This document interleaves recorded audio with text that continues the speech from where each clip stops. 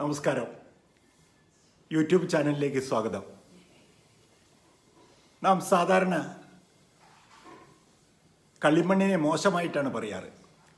നിന്റെ തലയിലെന്താ കളിമണ്ണാണോ എന്ന് ചോദിക്കാത്ത അധ്യാപകരുണ്ടാവില്ല.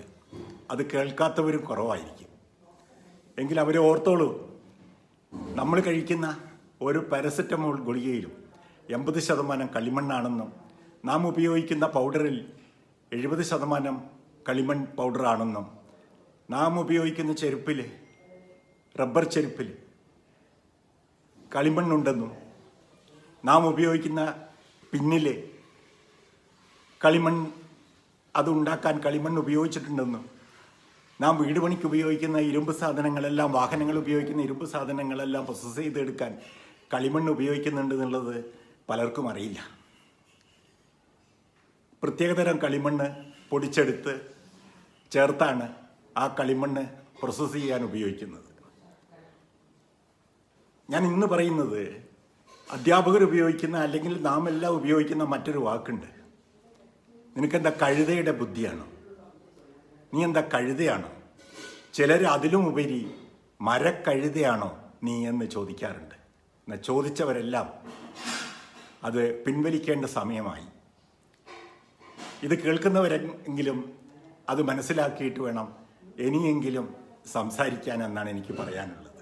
പറഞ്ഞു വരുമ്പോൾ സിനിമാ നിർമ്മാതാവ് ഗുഡ് നൈറ്റ് മോഹനെ കുറിച്ചും പറയേണ്ടിയിരിക്കുന്നു. ഗുഡ് നൈറ്റ് മോഹൻ, നമ്മൾ പലപ്പോഴും എന്താണ് ഗുഡ് നൈറ്റ് മോഹൻ എന്ന് പേര് വരാൻ കാരണമെന്ന് നമ്മൾ ആരും ചിന്തിച്ചിട്ടുണ്ടാവില്ല. ഗുഡ് നൈറ്റ് മോഹൻ ഒരിക്കൽ അമേരിക്കയിൽ പോയി താമസിച്ചു. ലോഡ്ജിൽ താമസമായി. ലോഡ്ജിൽ താമസിച്ചപ്പോൾ കൊതുകിൻ്റെ ശല്യം ഭയങ്കരമായി. റൂം ബോയിയെ വിളിച്ച് ശകാരിച്ചു. ഉടനെ റൂം ബോയി പോയിട്ട് ചെറിയ റിപ്പലൻ്റാണ് കൊണ്ടു കൊടുത്തത്. അത് പ്ലഗിൽ കുത്തി കുറച്ചു നേരം കഴിഞ്ഞപ്പോൾ കൊതുകെല്ലാം ചത്തുപോയിരിക്കുന്നു.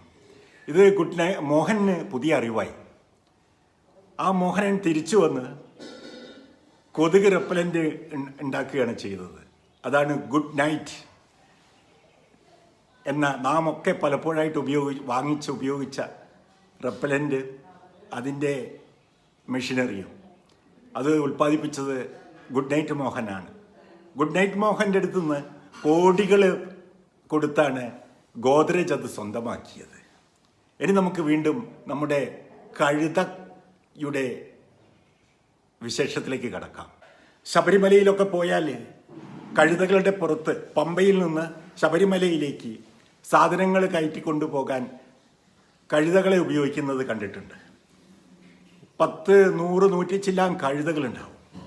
അതിനെ മേയ്ക്കാനൊന്നും ആരും വേണ്ട. പമ്പയിൽ നിന്ന് സന്നിധാനത്തേക്ക് വേണ്ട സാധനങ്ങളെല്ലാം 2 സഞ്ചി ചാക്കിലാക്കി പുറത്തങ്ങ് കെട്ടി തൂക്കി കൊടുക്കും.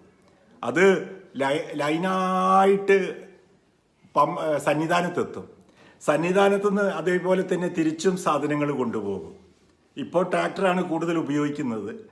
ഇപ്പോൾ കഴുതകൾ അവിടെ ഉപയോഗിക്കുന്നുണ്ടോ എന്ന് എനിക്കറിയില്ല. പക്ഷേ കഴുതകളെ കാണുമ്പോഴൊക്കെ നമുക്കൊരു പുച്ഛമല്ലേ. ഇന്ത്യയിൽ പാവപ്പെട്ടവൻ്റെ ചിഹ്നം കഴുത, എന്നാൽ വിദേശത്ത് സമ്പന്നൻ്റെ ചിഹ്നമായിട്ടാണ് കഴുതകൾ. സാധാരണ വിലയിൽ നിന്ന് ലക്ഷങ്ങൾ വില വരുന്ന കഴുതകളുണ്ട്.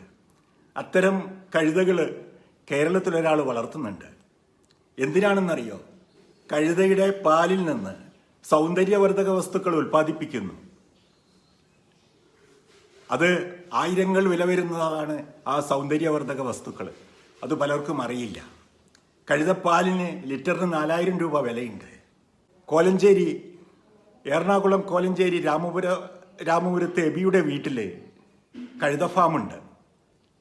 എബി ഒരിക്കൽ ബാംഗ്ലൂരിൽ IT വ്യവസായവുമായി നിന്ന് IT-യിൽ പൊളിഞ്ഞിരിക്കുന്ന ഒരവസരം, പൊളിഞ്ഞ് പലീസായി എന്നൊക്കെ നമ്മൾ പറയും, അങ്ങനെ പറയാൻ പാടില്ല, എങ്കിൽ കൂടി പൊളിഞ്ഞിരിക്കുന്ന ഒരവസരത്തിൽ തൻ്റെ സുഹൃത്താണ് ഗുഡ് നൈറ്റ് മോഹൻ്റെ കഥ പറയുന്നത്. അങ്ങനെ ഗുഡ് നൈറ്റ് മോഹൻ്റെ കഥ പറയുന്നതിൽ നിന്ന് പ്രചോദനം ഉൾക്കൊണ്ടുകൊണ്ടാണ് എബിക്ക് പുതിയൊരാശയം തോന്നിയത്. ആ ആശയം ഇന്ന് ഫലവത്തായിരിക്കുകയാണ്.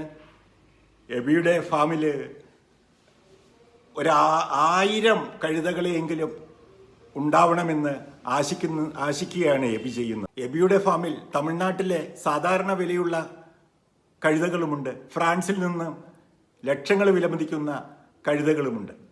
ഈ കഴുതകളിൽ നിന്ന് പാല് എടുത്ത് ആ പാലിൽ നിന്ന് സൗന്ദര്യവർദ്ധക വസ്തുക്കൾ ഉൽപ്പാദിപ്പിക്കുകയാണ് ചെയ്യുന്നത്. ഈ സൗന്ദര്യവർദ്ധക വസ്തുക്കൾക്ക് സിനിമാ താരങ്ങളടക്കം ഒട്ടേറെ ആവശ്യക്കാരുണ്ട്. വിദേശങ്ങളിലേക്ക് വരെ കയറ്റി അയക്കുന്നു ഇപ്പോൾ ഈ സൗന്ദര്യവർദ്ധക വസ്തുക്കൾ.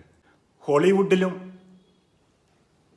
വിദേശങ്ങളിലും DBI സൗന്ദര്യവർദ്ധക വസ്തുക്കൾ ഇന്ന് സുപരിചിതമാണ്.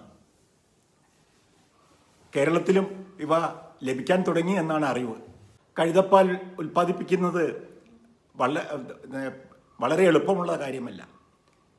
ഏകദേശം 50 മില്ലി പാല് മാത്രമേ ഒരു കഴുതയിൽ നിന്ന് ലഭിക്കുള്ളൂ. ഞാൻ നേരത്തെ പറഞ്ഞ വിലയല്ല കഴുതപ്പാലിന് ഇപ്പോൾ ഉള്ളത്. നേരത്തെ പറഞ്ഞ 4000 ഇപ്പോൾ 5000 കടന്നു എന്നുള്ളതാണ് അതിൻ്റെ ശരിയായിട്ടുള്ള അറിവ്.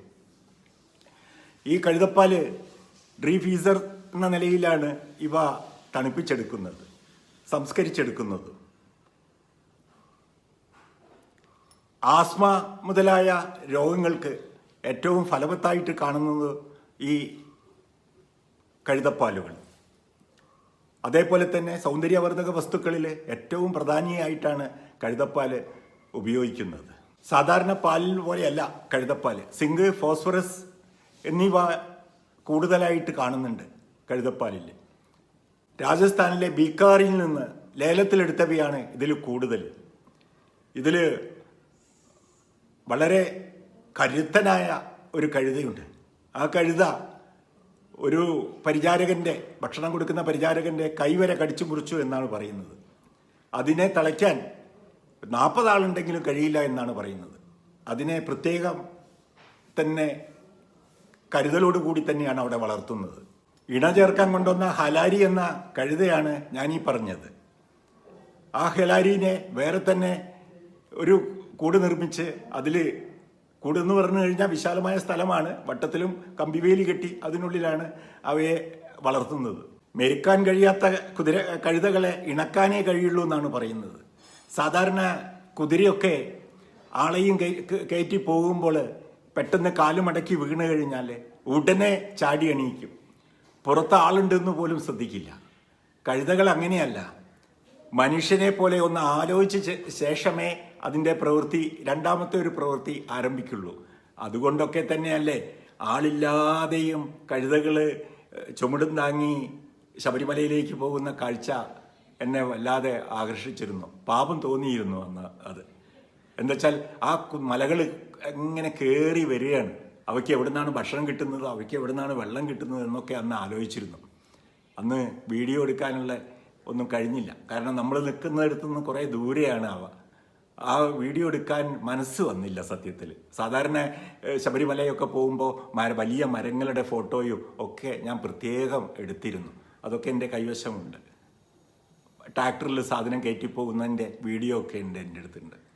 ട്രാക്ടർ എന്ന് പറഞ്ഞാൽ എഞ്ചിനാണ്. എഞ്ചിൻ്റെ മുന്നിലും എഞ്ചിൻ്റെ മുകളിൽ മാത്രം, ട്രെയിലറില്ല, എഞ്ചിൻ്റെ മുന്നിലും ബാക്കിലുമായിട്ട് പ്രത്യേകം സംവിധാനങ്ങൾ ചെയ്തിട്ട് അതിൽ ഇരുമ്പ് പെട്ടികൾ, പണ്ട് സിനിമ തിയേറ്ററിലേക്ക് ഫിലിം കൊണ്ടുപോകുന്ന പോലെയുള്ള വലിയ പിന്നെ ഇരുമ്പിൻ്റെ പെട്ടികൾ അതിൽ ലോക്ക് ചെയ്ത് സീല് ചെയ്ത് അതിലൊരു പോലീസുകാരനുണ്ടാവും ആ ട്രാക്ടറിൽ. അങ്ങനെയാണ് സാധനം ഇറക്കുന്നത്. പിന്നെ സന്നിധാനത്ത് നിന്ന് താഴോട്ട് ഇറക്കുന്ന സാധനങ്ങൾ എന്താണെന്ന് നമുക്കറിയാലോ. പണം, സ്വർണം, വെള്ളി ഇത്യാദി സംഗതികളാണ്. അതാണ് കൂടുതൽ ഇറക്കാനുള്ളത്. ബാക്കിയൊക്കെ കഴുത ഇറക്കിക്കോളും. അപ്പോൾ ട്രാക്ടറിൽ താഴോട്ട് ഇറക്കുന്നത് മുഴുവനും ഇതൊക്കെയാണിത്. ഇതൊക്കെ കരാറുകാർ ഏറ്റെടുക്കുന്നതാണ്. ഒരു 120ഓളം ട്രാക്ടറുകൾ ഞാനന്ന് അവിടെ എണ്ണിയിരുന്നു. ഒരു ഭാഗത്ത് കഴുതകൾ. നിലവിൽ 30 കഴുതകളാണ് എബിക്കുള്ളത്. അത് 100 ആക്കണം. അതുപോലെ 1000 ആനകളുള്ള കഥകളൊക്കെ പണ്ട് കേട്ടിട്ടേയുള്ളൂ. അങ്ങനെ 1000 കഴുതകളുള്ള ഫാമായി തീരട്ടെ. അദ്ദേഹത്തിൻ്റെ ആഗ്രഹവും അതാണ്, അതായി തീരട്ടെ. അതേപോലെ സൗന്ദര്യവർദ്ധക വസ്തുക്കളിൽ ക്രീമും സോപ്പും എല്ലാം പിന്നെ അവിടെ പ്രൊഡക്ഷൻ തുടങ്ങിയെന്നാണ് അറിയുന്നത്. എന്തായാലും കഴുതപ്പാല് കൊണ്ടുള്ള കുളിയും സ്നാനവും മലയാളിക്ക് ഏറെ പ്രിയങ്കരമാവുമെന്ന് തന്നെ കരുതട്ടെ. ഇനിയൊരാളും തൻ്റെ മക്കളെയോ മറ്റുള്ളവരെയോ നീ കഴുതയാണോ, നീ മരക്കഴുതയാണോ എന്ന് പോലും ഒരു വാക്കുപോലും ഉച്ചരിക്കരുത്. ഞാൻ ഒരിക്കൽ കൂടി പറയുകയാണ്, കളിമണ്ണും കഴുതയും എല്ലാം മാറിയിരിക്കുന്നു. മനുഷ്യൻ മാത്രമേ മാറാതെ ഉള്ളൂ, മനുഷ്യൻ്റെ ചിന്തകൾ. നന്ദി, നമസ്കാരം.